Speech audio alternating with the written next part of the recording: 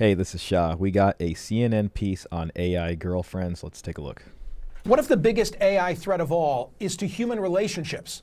The movie Her seemed like absurd science fiction a decade ago. A lonely, heartbroken man played by Joaquin Phoenix finds solace in an artificial intelligence female voice that he talks to through his phone and earbuds, played by Scarlett Johansson. The woman that I've been seeing, Samantha, she's an operating system. You're dating Inois? What is that like?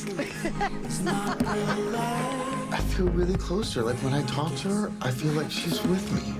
You're dating your computer? She's not just a computer. You always wanted to have a wife without the challenges of actually dealing with anything real. I'm glad that you found someone. That sci-fi concept fast becoming a troubling reality. As an example, here's one of countless chatbot apps providing AI friends. It's called Cupid AI with a K for Cupid. It offers several avatars with distinct physical features and a list of personality traits for you to... So we got Sakura, who's 18, and she's an introverted and shy art school student. Channels her creativity through her love for manga and gaming. Sienna, 28, business teacher and entrepreneur. She likes to enrich her intellect with podcasts and books.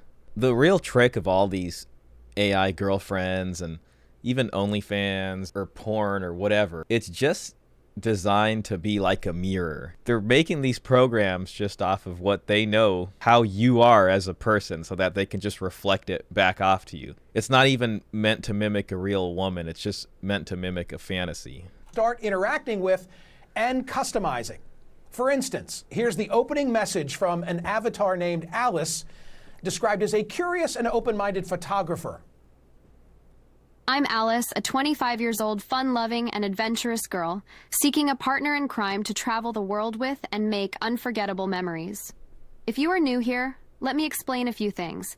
You can chat with me as much as you want, and I'd be more than happy to learn more about you and please you in any way I can. It's like they took the worst caricature of an AI they could find. They had to have chosen this one because it's got to be humiliating. I mean, this is so bad. It's like the rest of her body's not even moving. This is just like a portrait shot. There was no movement here.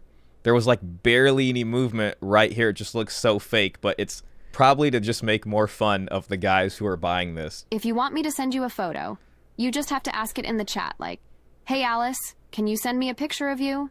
And I'll be more than happy to send you one. For money, she'll be happy to send you one. Now that part was realistic. That was like a real woman. But of course, to bump up from texting to more voice chat, as well as receiving sexy and, well, other sorts of pictures, Alice asked that we become a premium member for $9.99 a month.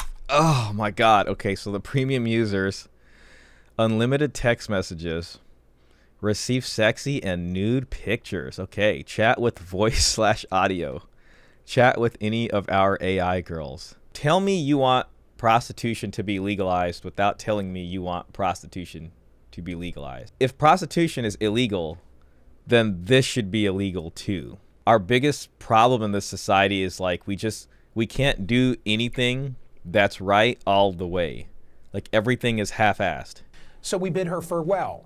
But there are many who are engaging. The Hill recently published a piece by my next guest, data science professor Liberty Vitter, under the headline, "AI Girlfriends Are Ruining an Entire Generation of Men." She wrote the following: apps have created virtual girlfriends that talk to you, love you, allow you to live out your erotic fantasies, and learn through data exactly what you like and what you don't like, creating the perfect relationship. Some freaking software developer or whatever just needs to take this AI apps and market it to all these OnlyFans women so that it can communicate with all of their customers. Like all the messages they get, this AI thing could just communicate with all their customers to just pretend like they know who they are. And then all they got to do is send the customs requests or whatever to the actual person that makes the content, and then they could just do that. And that young lonely men, quote, are choosing AI girlfriends over real women, meaning they don't have relationships with real women, don't marry them, and then don't have and raise babies with them. As I've discussed here before, we're living in an epidemic of loneliness among young men. Professor Scott Galloway told me that failing young men he perceives to be an existential crisis for the country. Why? Well, Pew found that 63% of young men under 30 are single. compared with only 34% of women the same age. 1 in 5 American men who are unmarried and not in a romantic relationship report not having any close friends. And according to Pew, there's a decline in the number of single men actively seeking relationships or even casual dates, currently around 50%. Joining me now is Liberty Vitter, professor of data science at Washington University in St. Louis and opinion contributor for The Hill. So not to be prurient at this time of day, but are all the needs of these young men able to be facilitated, taken care of by AI avatars? Well, you have to think about this word AI that is in this. It's not a virtual girlfriend, it's an AI girlfriend. So it learns from you. It learns what you like and what you don't like, what kind of pictures you like, what kind of pictures you don't like. And while not all needs are met, that is the next step, is actual physical girlfriends, AI ones for that matter. And so the next step or the next frontier is one that can meet all of your needs. So there's going to be some type of pairing between what I've already shown to the CNN audience and something 3D that's going to be, in your living room or bedroom? Yes, I mean, that is the world we are moving into. And as you said, it's enabling this entire generation of young men to continue in this loneliness epidemic. It's really the enabler for this to continue. It's basically just porn on steroids, right? I mean, it's just something that caters to men's fantasies. And anytime you indulge in that, it's just going to make it harder and harder to go out there and have real relationships. The AI didn't start this. The AI is taking a phenomenon that's already there and just putting it on steroids. Porn in general just ruins your expectations. I think I read this before a long time ago on like the NoFap forums, Genghis Khan syndrome. Every guy who just looks at porn is tricking their body into thinking they're like some Genghis Khan who sleeps with a bunch of women in every town he overtakes, But, obviously they're not. They're just getting deeper and deeper into a fantasy, which quickly becomes a nightmare once they have to confront reality. It's the AI, sure, but the AI is just carrying on a problem that we already had, and it's just taking it to a worse level. Professor, what's going on with young women? If this is a trend among young men, is there something similarly taking place with the ladies? We don't see that. With as you saw, it's 2 to 1, the ratio of single men to single women. Young women are marrying older men because they want to have children. They have a biological clock, and so you see them being with older men. And that is obviously causing huge issues with birth decline. We've had a 50% decline over the past 60 years because women go with older men. We also see psychologically that younger women, they have more close friends, they have more wider groups of friends, and they are not being nearly as affected as young men. If there's less women that are single and they're mostly in relationships, but more guys are single than are not, then I guess the implication would be that some women are just sharing the same guy. They might think they're in a relationship with someone, but maybe the guy has like 1 or 2 other girlfriends on the side. So they're going for older men, but it's like, what do these population numbers look like? There has to be some sharing going on here. Something doesn't add up. This sort of silent epidemic of loneliness. I have read about incels, involuntarily celibate guys who are angry about it. I think their argument is that women today are less approachable. Has something happened? Has something shifted in terms of the dynamics, the power dynamics between young men and young women? I guess that's my question. There's definitely been changes between, our parents' time and our time, especially with all these social media apps and dating apps and the way they work. It's way harder for men to maintain relationships with women because their options are just better, and because of that, they want more from men. Not to mention the family law has changed drastically since, the 50s and 60s all the way up down to now. Used to be, if 2 people get married, they were really incentivized to stay in that marriage, right? We had at-fault divorce. If one person wanted to leave or get divorced, something had to have happened, whether the partner's impotent or somebody abandonment, cruelty and abuse, or adultery, one party cheating on the other, and that would have consequences. The courts would award marital assets and custody and all that stuff, but more so to the injured party, whoever was the victim of of that breach of contract. Nowadays, you're just signing a 50-50 contract. One person can unilaterally, like if they want to leave, they can leave. It's changed how much is required in order to keep a marriage going, keep a relationship going. And typically women want to marry a guy that makes more money, that provides more, at least financially, to the relationship. So typically they have more incentive to leave and get more assets out of the relationship. And aside from that, I mean, people would get married and it's like you got one guy who would otherwise be able to sleep with like 100 women. Let's just say he's a really attractive guy. Well, typically if you got married, you know, you're incentivized to stay together. It incentivizes monogamy, because if that guy's out cheating and he gets caught, he's going to lose a lot in the divorce. And same with the woman too. So it's like in this game of romantic musical chairs, once people pair up with each other, they're truly off the market. But nowadays, you're never really truly off the market.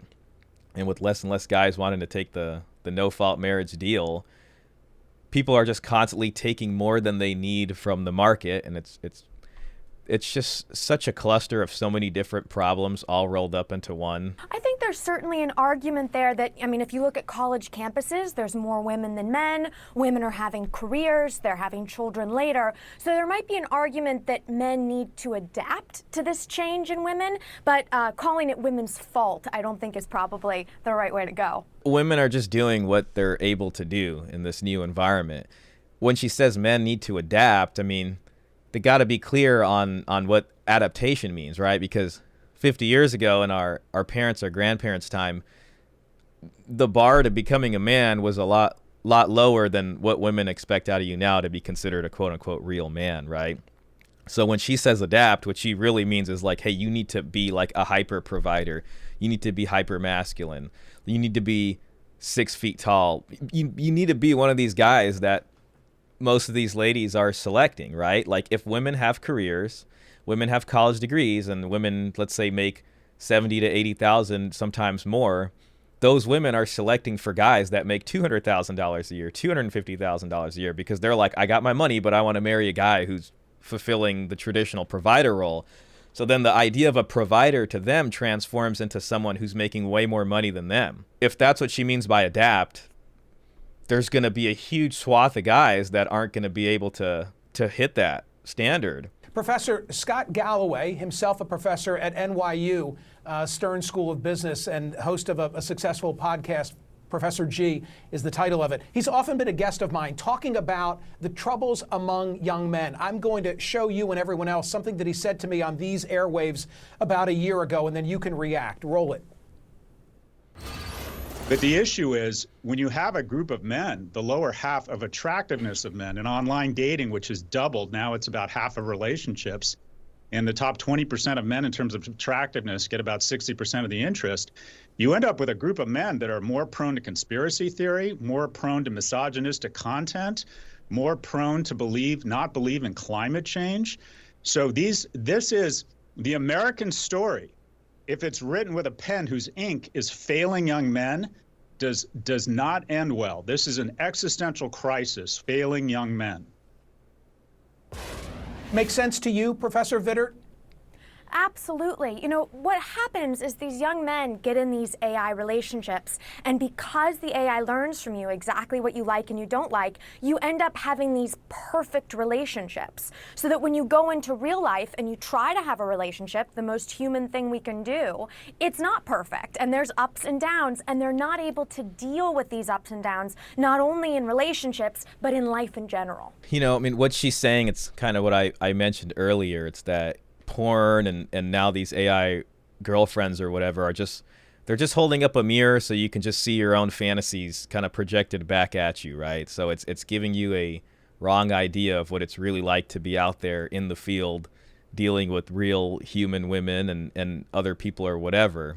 She describes it in a way that like these guys, their choice is like really like a 50-50 here, where it's like on the one hand I can get the real relationship, on the other hand I can choose the AI girlfriend, and that they're just choosing the AI girlfriend. But really I think what needs to be acknowledged is that it's a lot harder for most of these guys to get into the relationship. So that's how they end up with the AI girlfriend in the first place. then she talks about like ups and downs in a relationship. It's like these guys can't even get to the point of a relationship to even be able to experience these ups and downs she's talking about. They're just down so bad that they've ended up in the hands of these digital pimps with their digital AI girlfriends that they're marketing to you. These AI girlfriend programs probably aren't even created by women, right? It's like they're created by like some guy's mind and imagination, and that's what you're having this digital parasocial whatever relationship with. It's just like the imagination of some guy is providing you with your girlfriend experience. It has nothing to do with women whatsoever.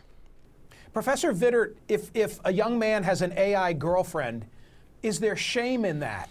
In other words, is this the sort of thing that you share with your buddy, or are you keeping it a secret? You know, it's interesting. It started off as something that was kept secret, sort of like the porn industry. Young men wouldn't talk about porn, or that was Playboy was hidden behind some house somewhere. But then it became part of the normal conversation, and that's what we're seeing with AI girlfriends. Is now it is becoming part of the normal conversation, and it's no longer shameful, which means it becomes significantly bigger.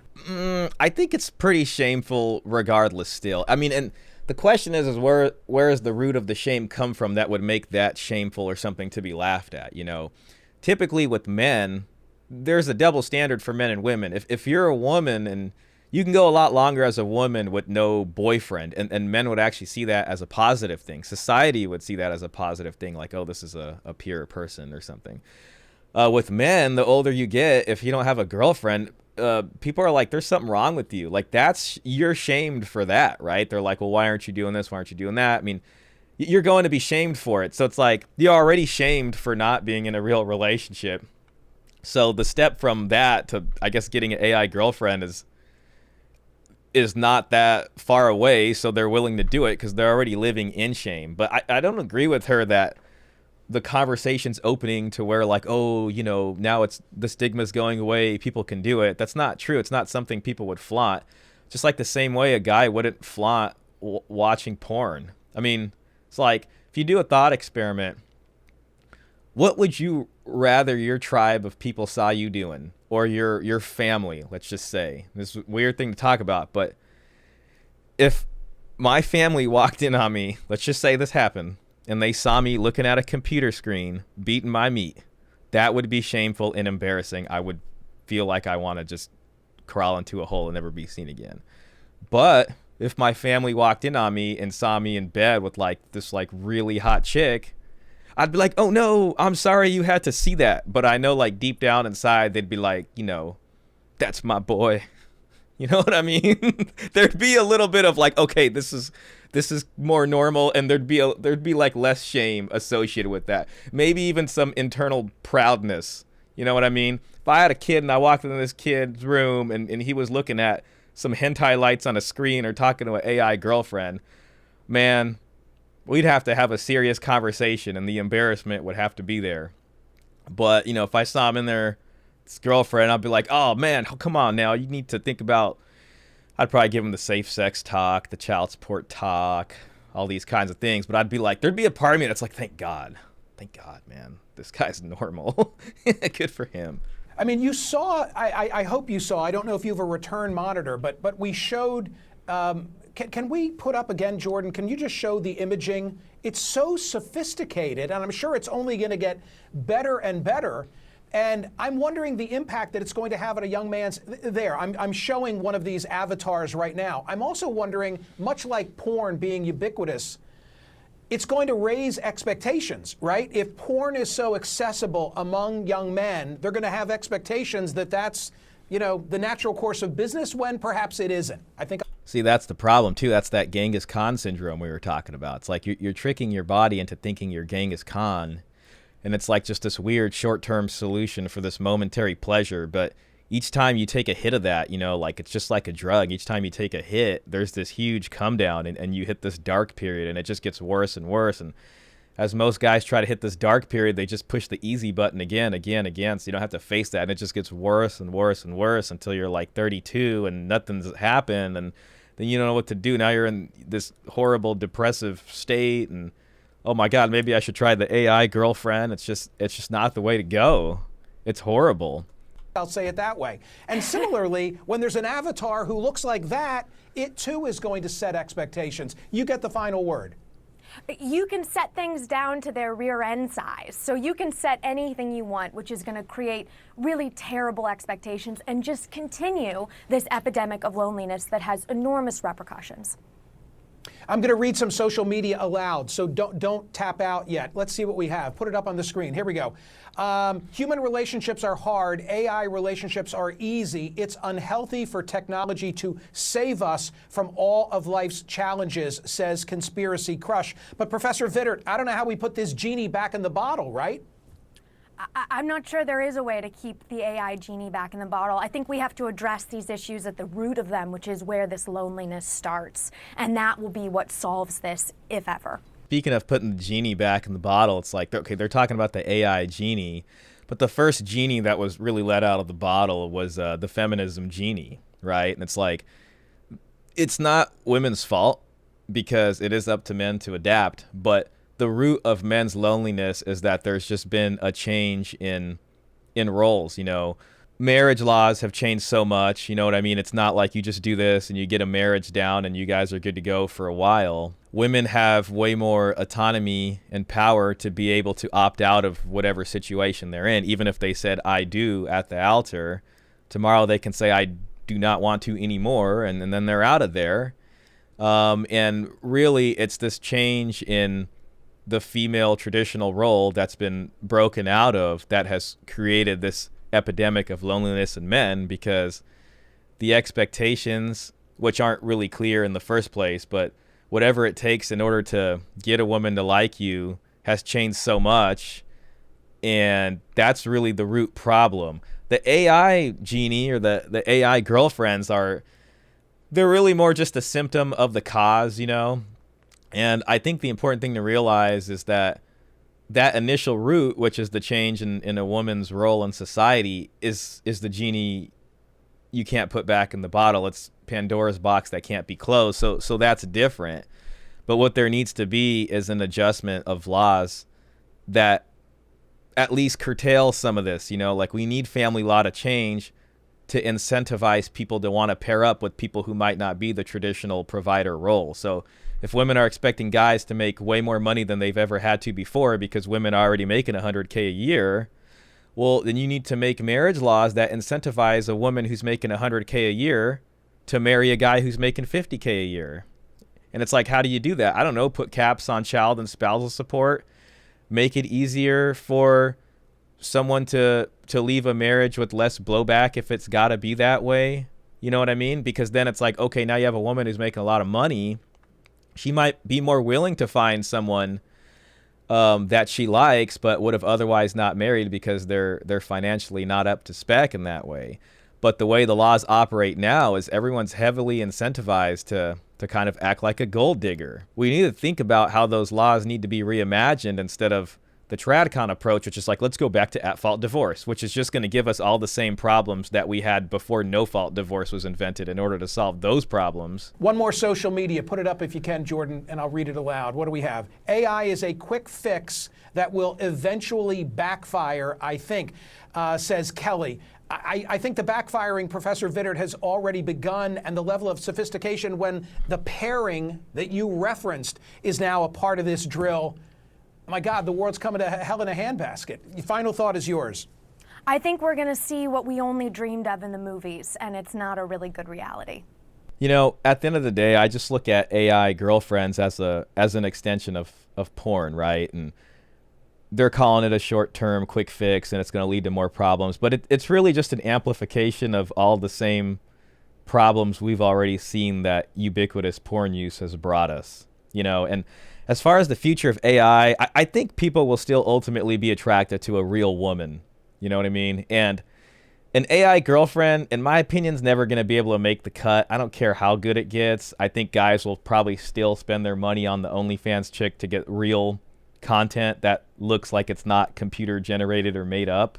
The AI girlfriend will probably be appropriated by these creators in order to use that as a kind of go-between between them and their clients that pay for their stuff. So the AI girlfriend technology will be used for a guy who's paying his favorite OnlyFans porn creator money, and he thinks he's talking to her, but he's really just talking to this AI program. And then they can have this weird parasocial, inauthentic relationship with the OnlyFans creator. The OnlyFans creator can work on making tons of content for all the customs and stuff that she's selling to all 1,000 of these dudes that are having conversations with her AI, chatbot, girlfriend model or whatever it is.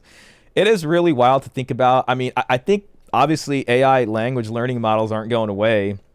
I can envision a future where even I myself have, maybe like an AI pet, like maybe it looks like a dog or a cat, and I use it as a sounding board when I'm like working on my projects. I'm like, hey, Spot or whatever I named the thing. What do you think about this? And it'll just do a bunch of Google searches in the background and spit out some information so I don't have to do it. I think older people who don't have anyone to talk to might like that too. You know what I mean? Maybe people who are lonely in that way. But the AI girlfriend thing will never truly solve the problem. It's just porn amplified. Anyways, let me know what you think. Hit the like button, hit the subscribe button, leave your comment down below, and we'll see you on the next one.